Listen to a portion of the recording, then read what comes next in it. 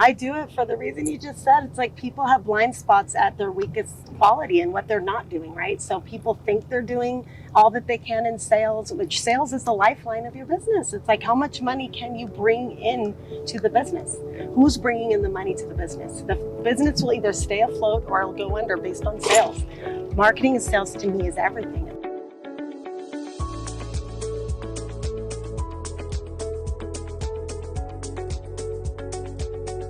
Hey guys, this is Give Us It podcast, sponsored by Spilt. Not yet. Please reach out. Felicia, if you know the person, let's get them on there, or anyone. But seriously, guys, Spilt's really good, and we like it. I'm going to want Spilt.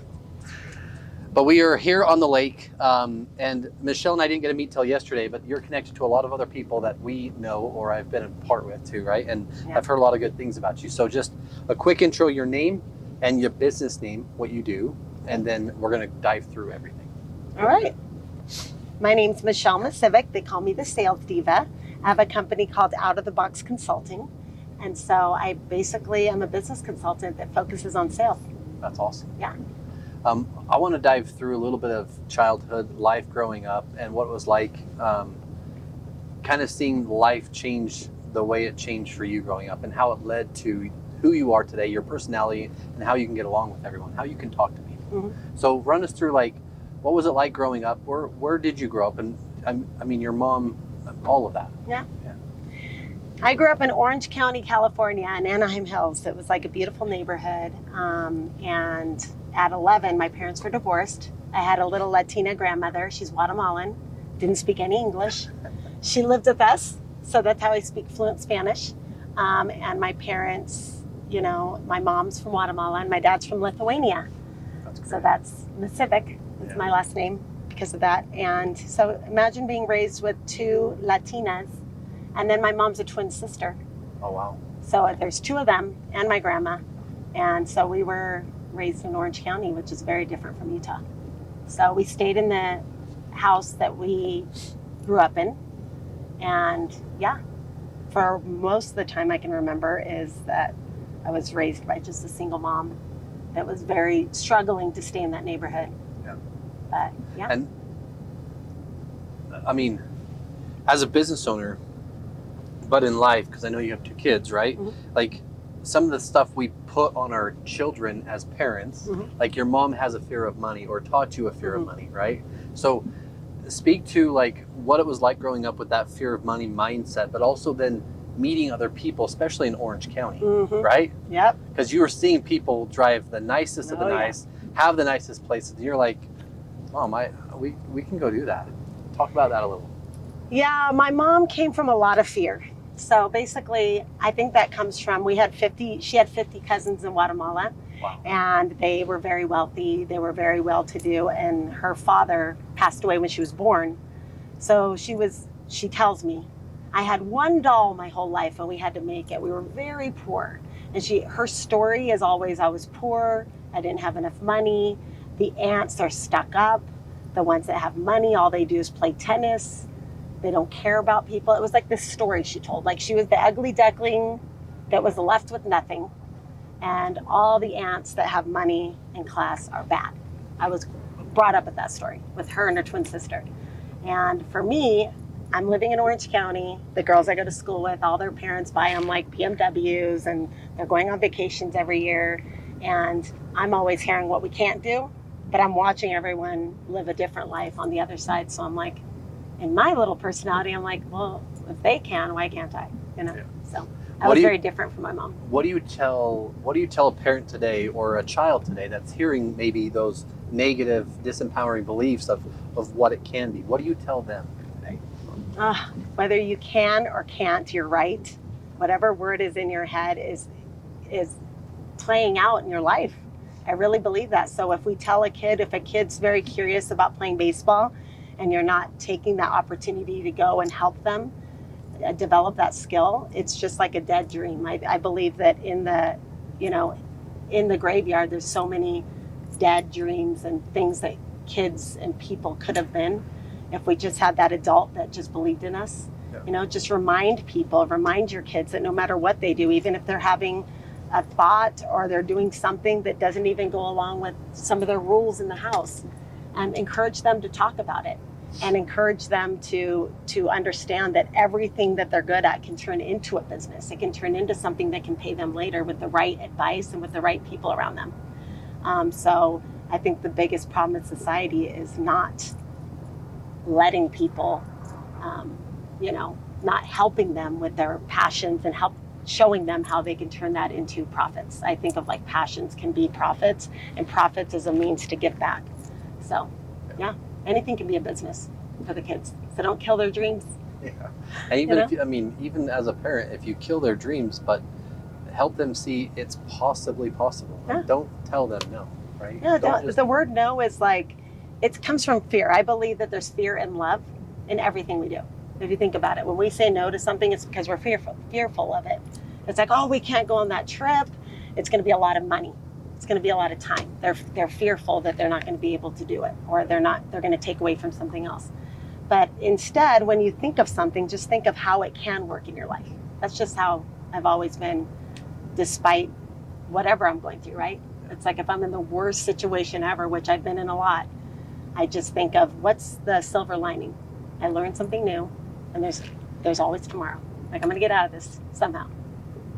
And there was this saying by Matthew McConaughey that his dad, he hated. Every time when he was young, he would say, I can't do that. His dad would clench his jaws and say, you're just having trouble. You can do it. You're just having trouble, 100%. Right? So I believe that, especially as a mother, you're teaching your children to be better, right? And anyway. Well, I have to watch it because I'm a helicopter mom. I like to do things for people. So I always say, did you try? And even if you're not good at it, just keep trying, and then I'll only help you, but I'm not going to do it for you. Like, I don't do anything for anyone. I just help them. And then going to school, you went to UCI, right? Yes. And USC. Yep. What were you going into, and what transition? So yeah, my mom would say stuff like, if you don't have a degree, you're not going to be able to have a job, right? She always said that. So of course I went and got a degree. So marriage and family therapy, I picked psychology and social behavior, but there was a degree called social ecology because I wanted to be an attorney at that time, because I see a lot of things that other people don't see. And I thought, you watch those shows and you think of being an attorney, it's all about that moment in court. But I realized it's like a lot more stuff, which is like reading all those cases and all the books. So I ended up switching careers, and psychology and social behavior was the best thing I could have chosen, because it's like I loved my classes because it was about genders and the differences between them. But yeah, I ended up getting into UCI because the Mecha Club, I was always half Latina, so everyone would tell me, write a letter and try to get in and tell them that you're a part of the Mecha Club in high school. And what is the Mecha? What is Mecha that? is like the Mexican Americans, like the Latinos in the school.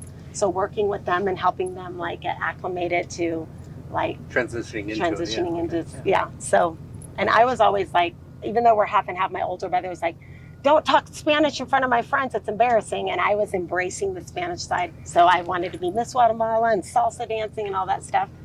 So anyway, I ended up at UCI because it was such a beautiful campus, and they had an emphasis in psychology, social behavior, and I loved that school. It was beautiful. They called it the University of Chinese Immigrants. So I was the minority, and it wasn't really a party school, so I always worked full-time in college. So it was completely different than other people's experiences where their parents sent them to college. I worked full-time at a company, and then I'd convince my job at the time of, if I can do this at the work and I can hit these goals, can you let me just run off to my college courses and then come back? So I worked full-time, paid for college, and I never had college debt. Wow. So I kind of did college differently. That's amazing. Yeah. Especially today, to think about the debt that's out there, right? Which is crazy. Yeah, no debt, for sure. And then you transitioned into sales. Mm-hmm. So yeah. I believe your degree, or going through the classes of psychology, right? That helps you understand people Mm-hmm. to the core of who they are. Then you can kind of talk to them. Talk about that a little. Well, I loved people. Like, I loved understanding people. It was like a huge passion of mine. So like my mom gave me this book called Men Are From Mars, Women Are From Venus at 14 when I started liking boys. And I was so sad about this older boy that was doing something. So right when I read that book, I was just in. Didn't she pay you money to write? She paid me $50 to read it because I'm like, I'm not going to read a book about that, Mom. I'm only 14. But she's like, I'll give you $50 if you read this book. And so I read it and I was like fascinated. I like couldn't turn the page quick enough. I ended up doing my college research on what men find attractive in women, interviewed all these men. And I just remember thinking, like, if my parents' relationship was bad or it didn't work out, I'm like, now I have all this knowledge. Imagine what I could teach others with the knowledge I have. So I'm just passionate about people and realizing that we're just different. And I'm blown away that so many people don't understand that before they get married. It's like genders are completely different. Like a man and a woman thinks differently. And we need to understand that before we even date. And a lot of people don't give that book out to their kids before they start dating, which I think they should. I like that. So that, yeah, like and then I ended up working in sales because I really didn't like things that took away from my fun. Like I'm trying to remember, like whenever I'd work somewhere, you know, those people are like, you have 1 hour for lunch. And if you're 5 minutes late, you get in trouble. You get like written up by your supervisor. And I remember thinking, why would I get written up just because I'm having a conversation at lunch? Yeah. Like I was having a really good conversation. So someone told me about outside sales. They're like, you can make 6 figures. So in California, you have to make 6 figures or you can't even rent. Or you're going to go live like in the ghetto. You can't like live by the beach where I lived and not think of making 10,000 plus a month. I was thinking of making 10,000 plus a month in college. Like, wow. So that's why I've always thought, like, I know what it takes to live the life that you have to live because I've asked enough people. But basically, I'm like, what kind of income, like, what can I do for a living that brings me a lot of money that I can work with people? And they're like sales. And I remember thinking I was like a used car salesman. I'm like, I'm not going to go run around like forcing people to buy stuff they don't want, right? So yeah, I realized that there's a professional sales, like you hire a professional salesperson at every company, and it just opened up the doors. And I've fallen in love with sales. My very first job was sales. Not very first. I worked in collections first at Valley's Which is also sales. Which is also sales. You're on the phone. Yes. I think sales is everything, right? Like sales is, you attracted your wife, you did a sale. You got us to come on this, you know, today. We came here today because you sold us on coming. So yeah, I basically have been in sales my whole life. Still am. What do you tell a business owner today, or even a sales rep today, that thinks they know everything in sales and they don't need a mentor or they don't need to work with someone to be better at their craft of selling or just talking to people, right? What do you tell someone? I tell you today that sit with anybody who can give you a pointer on sales or on anything, because obviously now we have AI. There's so many moving pieces, and the way we did sales 10 years ago is not the same. I used to read a sales book. It's like, get them to nod 3 times and go in for the close. It doesn't work anymore. It's like, we're all like, we have technology at our fingertips. Everybody's on to us. Like if you're trying to be tricky, being authentic to me, being real, calling it out, like, you know, we're not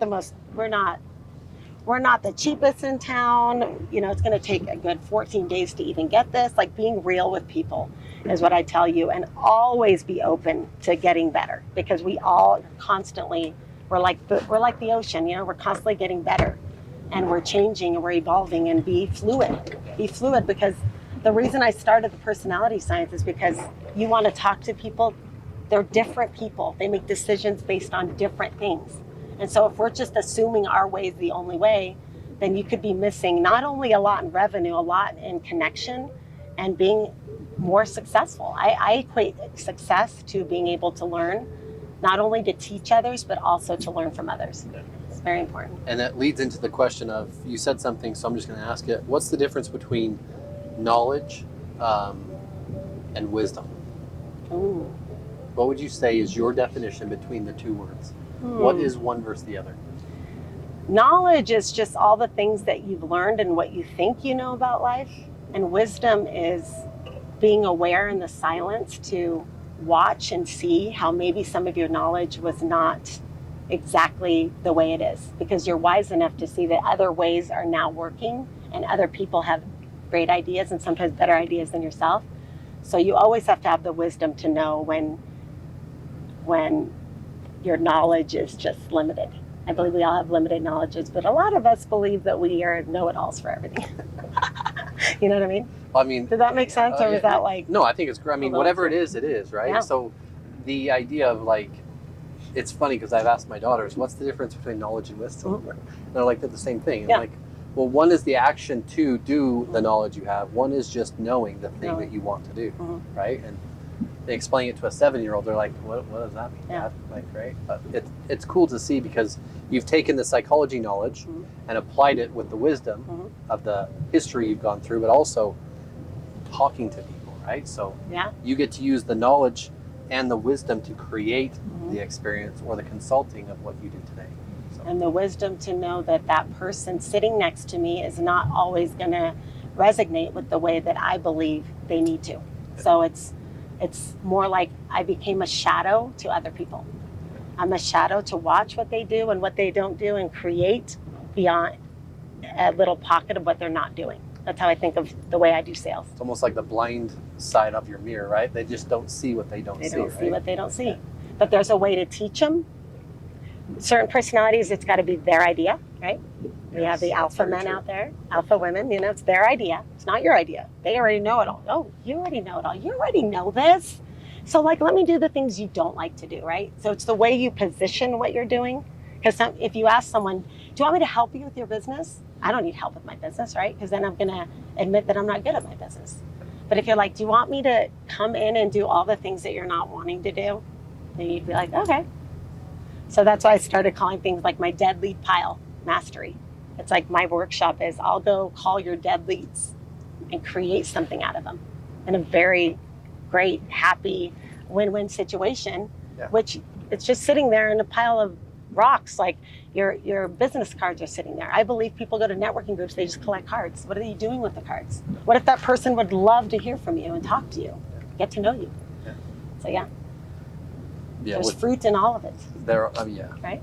There are. And I think that as a business today, if you're not out there continuing to build your craft or learn and adapt, you're going to become like the water that's stagnant, right? And stagnation is the worst thing in the world. Right? Yeah. Especially if you look at people who retire that don't do anything anymore, their bodies dwindle quick, right? Or their mind. So true.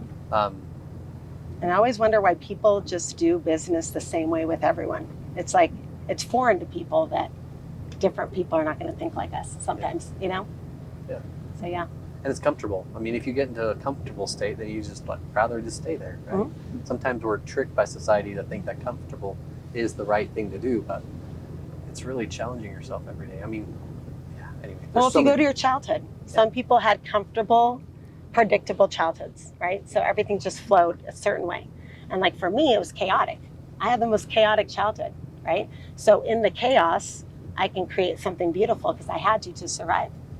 It's like nobody was checking my homework. Nobody was trying to get me into UCI, USC, like get me my jobs. I was like on my own. It's like a lone wolf.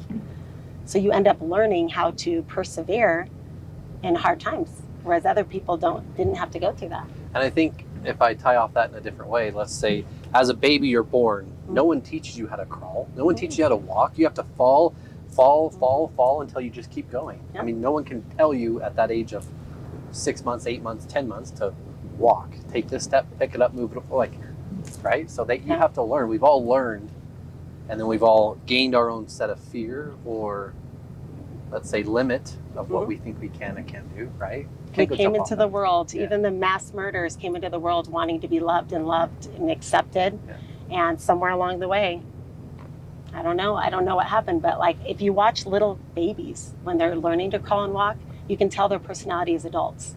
Like the person that tries once and they're like, oh, I'm done trying that, like, I'm done with that. And then you have these kids that get up 50 times or grabbing things off the shelves just to like prove their point. I think that's fascinating. So I'm so fascinated by the human mind. And then what we can do as adults and peers and friends and everything that we experience, how we can help either elevate that person's personality or tear them apart if they allow it with the confidence. So there's like, I don't know, I see life so different from most people because there's been situations where it's like, there's no way I'm going to get that unless 15 things happen. So I'm constantly thinking with my ADD, I'm like, if that doesn't happen, this doesn't happen. But yeah, I find it fascinating, and I absolutely love to teach people that they can. Like, do you know that you can make $10,000 a month when you just said, I'm losing my house, I can't even afford $50? Like, you can, literally, with your own skill set, with your background, you can make money. I will help you. I will help you bring those people to you. I'll help you develop that skill and turn it into packages, whatever it is. That's like so beautiful to me. So why sales? And ultimately today you are a fractional sales, not a consultant, well, I guess consultant, right? Fractional sales leader. I basically create a B2B sales department for entrepreneurs or help sales teams scale quicker. And it's because we all have 8 hours in the day. And why is someone making a billionaire and someone can barely make it? Why is that? It's because of the choices they made in those 8 hours. So I love to 10x your ideas or my own ideas that were not your ideas yet, but they're your ideas now because you just said that you would love to do something, and then show you what is possible with my help. So that's why I call it sales, but really it's like communication, getting deep with the person's personality and how they naturally do life, and then showing them that they can make money in all these arenas, which is why I have 7 streams of income coming in, because all of my passions can turn into income. And that income can be, I know there's a misconception that salespeople are greedy and wanting money's greedy, but think of it this way. This is the best takeaway I'd love for you to think of. Money is flying in the hands of everybody. It's just there. Money's there, it's currency, and it provides experience.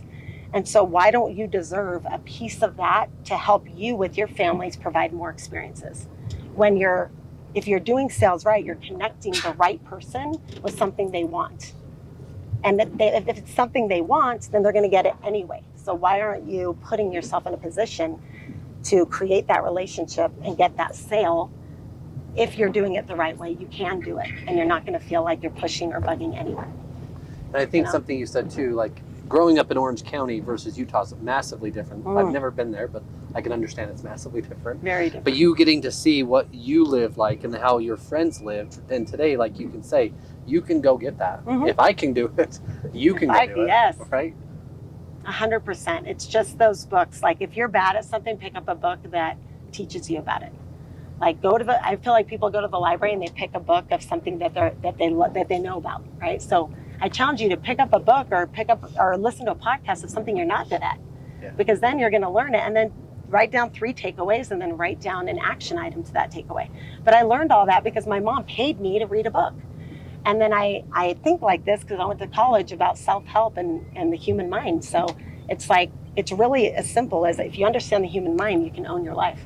You can own your own confidence. You can own everything about what you do, the way you parent.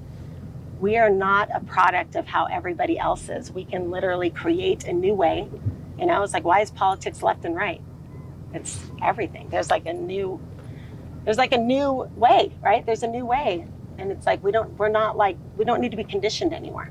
So sales is like the Wild West now. It's like everyone's like doing it their own way. But I promise you, with your own set of beliefs and personality, there's a way to do it better. There's a way to make more money in less time and not be annoying to anybody. And you can put yourself in those rooms where they actually wanted to hire you yesterday. But sometimes we're screaming in the wrong room. We took a quick mom break, just solved the problem. Mom break. And, problem solved. But back to it, like you were talking a few things. I mean, we were talking about sales and all that, but Kobe Bryant has a saying that he had talked about, and I'm probably going to butcher it, but he always said he trained to his deficit. He always trained to the weakest thing, right? And he would try and identify the weakest thing in the other person, not only just in himself, but if he could train himself to that weakest point, he could then become better, right? Love that. And it's crazy to see his career and what he's done. And he wasn't there's so many things there, but yeah. I try to tell people, like, even my daughters today, if we go to the thing that we're not the best at, don't say I can't do it. Let's try and be better at it. If you like it, let's just try to be better at it. I love that. I love that you raise your daughters like that. That's great. I mean, it's amazing. And you just dealt with your daughter and the things that were going on there, right? Yeah. So, but back to the sales thing, why do you do it? I mean, other than the money, like, right? We all have to make money. I do it for the reason you just said. It's like people have blind spots at their weakest quality and what they're not doing, right? So people think they're doing all that they can in sales, which sales is the lifeline of your business. It's like, how much money can you bring in to the business? Yeah. Who's bringing in the money to the business? The business will either stay afloat or it'll go under based on sales. Yeah. Marketing and sales to me is everything. It's like, when I see an empty building, I'm like, it's the sales. It's not the location. It's because they didn't have they lack to have a plan to bring in a certain amount of money. And so the reason I do what I do is I love to help people with their blind spot. I want to create a whole structure around their blind spot and help them realize that they can be good at it. And if they're not, we'll find someone who can, we'll train them, and I'll hold their hand and get them the sales they need until they're afloat. I just feel like in the marketplace, there wasn't that person. There's people that teach sales, there's sales books, but there's not that person that will take all the ugly that's going on in your business, or like you just started a business, you have no idea what to do, or we're wearing all these hats, right? And it's like sales is coming in at the end of the day. You're doing everything else. You're fixing your website. You're like making sure your computer works. You're actually creating the product. But what about the sales? The sales is running dry. So I saw a lot of people just going from one deal to the next deal. They'd work on the deal and then they forgot that their pipeline's dry. So I just absolutely love to help people, no matter what walk, whether they're experienced in sales, they've been doing it for 20 years, or someone who's trying to do it all, wear all the hats. That you don't have to be scared of sales. You don't have to, you can have fun while you do it. And you don't have to worry about making a lot of money or a little bit of money, because it's the same process. You know, we're going to put you in rooms where you're not going to bug anybody. You're actually going to be they're going to be so excited to see you because they need what you're doing. And if I can help you make money, have more fun, and be able to give the experiences to your family of anything you wanted to do. When I was younger, I couldn't stand hearing all the people that said they couldn't do something. You can't go on vacation because you're from a single mom. We're not going to go African safaris for that family that has mom and dad, they have money. You're not going to do that. I don't like that word. I don't like when people say they can't do things. In fact, even when the worst thing happens, there's always a silver lining. We can do it, you know? So I go into sales. It's not for the reason people think. It's because all of us need that sidekick, that shadow that can talk back to us and see our blind spots. And then not only do people want to learn about their blind spots, I've noticed that they don't really go after doing the thing that they need to fix because out of fear or out of like the creativity and the know-how. So if I can hold their hand and work with them, whether it's attracting the right relationship, attracting another opportunity that can keep them afloat with their mortgage in some cases, or get them on their dream vacation, I get a lot of pride in that. So, and I do it from a heart-centered place. And I think, and this is probably butchering it, but there's this part in the movie, I think Blind Spot, or Sandra Bullock comes out and grabs the football, right? And she says, now protect him like you would protect me, right? And just protect him, right? Yep. So you're helping protect the business that way. What does it look like when someone reaches out to you today and they want to understand your service, but also understand how it's going to help them? Talk through what that might look like. Yeah, so fractional sales is exactly what it sounds like. I can help you for a fraction of the time. I can help you with one event that you have. We need to fill the event with 100 people, all the way to go there on a part-time basis every week and help you and your sales team create more opportunity or help you sharpen the saw with what you're currently doing. So there's lots of ways to work with me. So the first thing that I do is you reach out to me and I sit down with you and I sit there for an hour and ask you all kinds of questions. And I want to understand what your main goal is. And if it has to do with something I know I can help in, I show up at your office, and then I just start right away. You don't have to train me or anything. I learn early on. I'm like, so this is what you do Monday, Tuesday, Wednesday, Thursday, Friday. Have you thought of this to bring in revenue? No, I've never done that. Great, let's test the market. So I get on the phone and I test the market, see if I can find them business.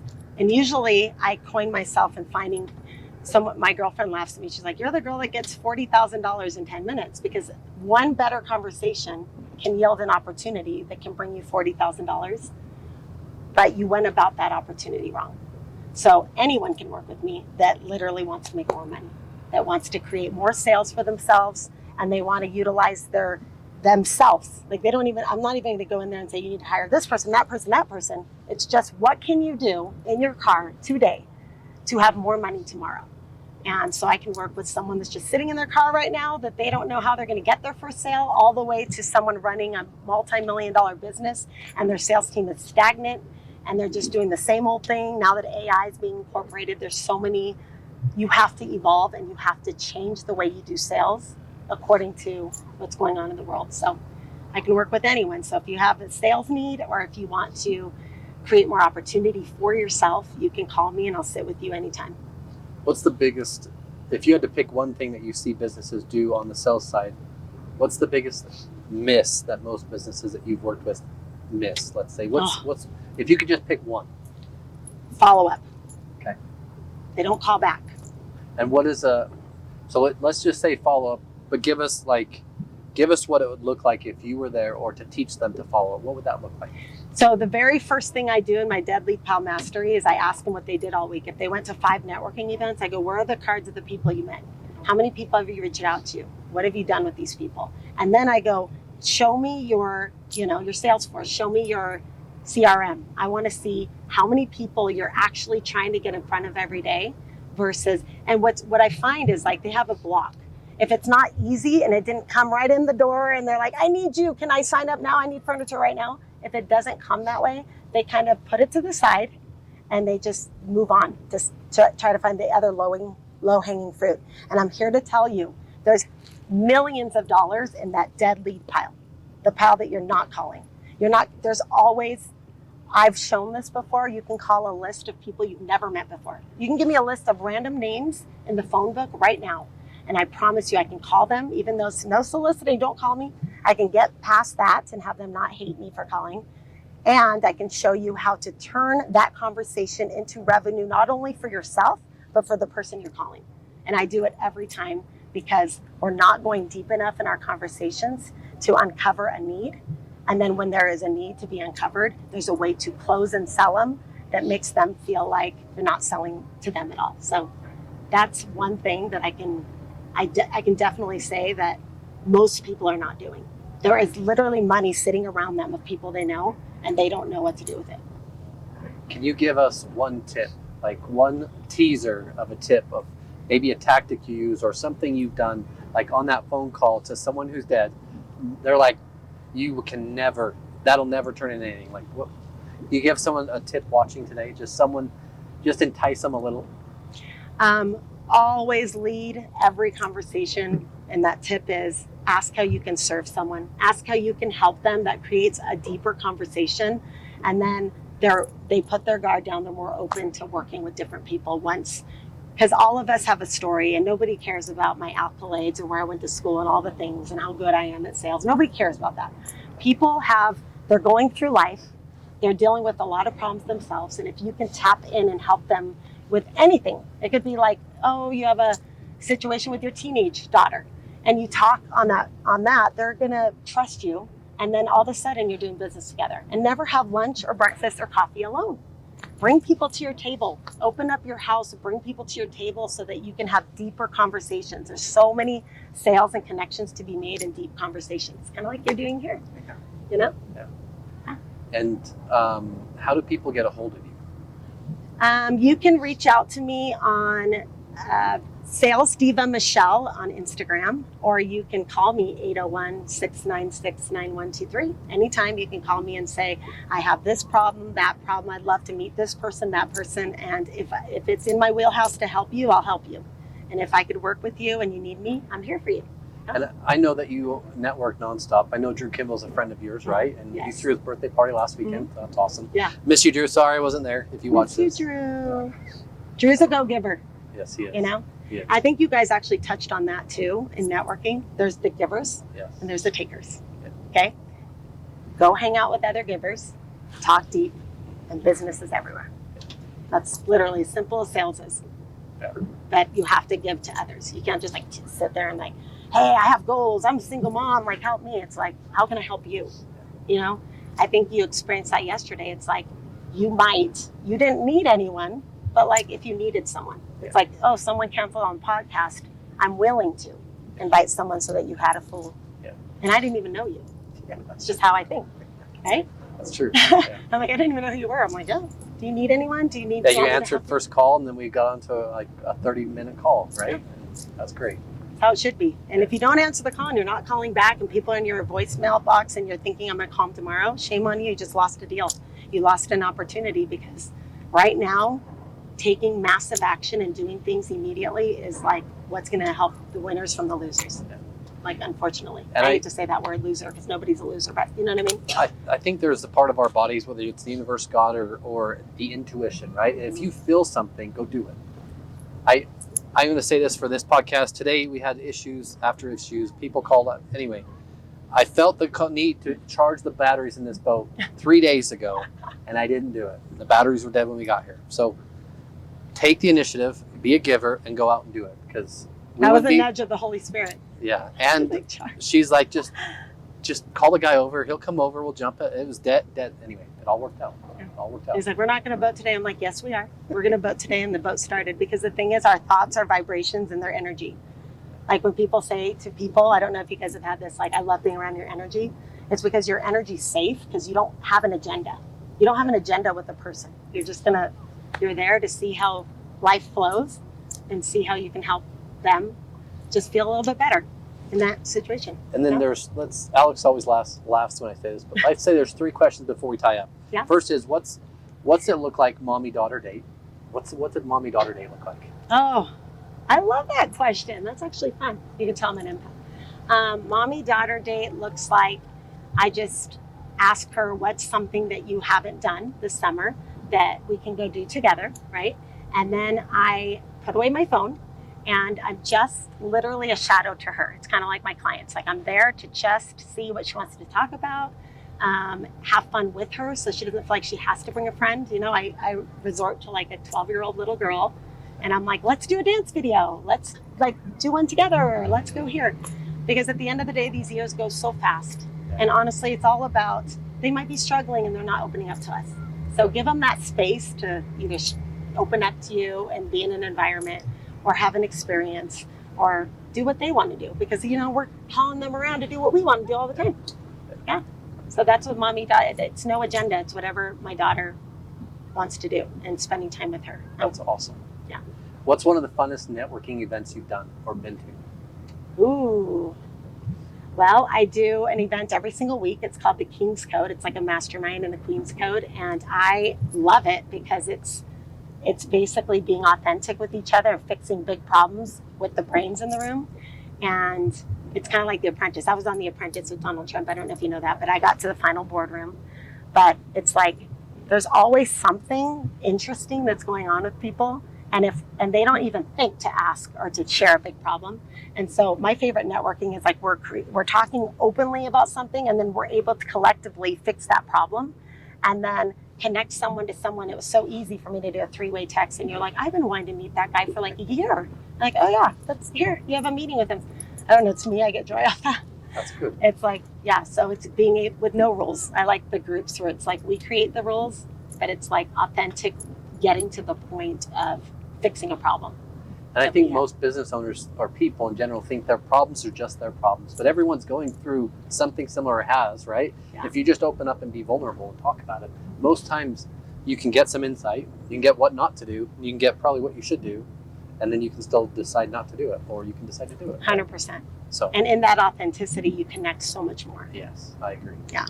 And then what's this experience on the boat, out in the middle of the lake, just talking? What does Give Us It like for you? Oh, I think everyone should experience this. It's so relaxing. Being outside, a lot of us don't get out enough. We're just hustling and running and in the car. So this is perfect. I mean, going outside and being a part of something that brings a lot of joy in general. Like I'd love to sit on the boat and just talk anyway. Yeah, right. And so it's like, it's what I would love to do anyway. And then there's a podcast. It's like everyone should do it. Seriously. And we'd love to hear everybody's story, right? I agree. We'd love to watch podcasts. Yeah, I agree. Yeah. Thank you. Thank you for having me. Well, thank you. Appreciate it. And thanks to Felicia connecting us too, right? Oh no, I was already planned to be on the podcast with Felicia. It was so funny. And then you guys had someone else, but I was like, you're going tomorrow too? I'm going tomorrow too. Crazy. We were at a sound bath. Oh, and she goes, I'm going on a boat tomorrow. Huh? Yeah. I'm like, so am I. I'm going in the morning too. So then I wrote you and you're like, oh, maybe not this day. Sorry. That's okay. Sorry for my mess up. That's okay. Felicia and I just neighbors, so it would have been really easy. It's like, pick me up. I'm like 2 doors down. That's funny. That's funny. Yeah, who did refer me to you? Hold on. Let me think. I don't know. Who knows? Well, thank you for being here. Yeah. And guys, this is the Sales Diva, Michelle. Yeah. Reach out to her if you just want to talk. She's open to it. If you need to connect with someone, just reach out to her and talk to her. Just give her the opportunity to get to know who you are. Yeah. Thank you so much. You're welcome. Appreciate it.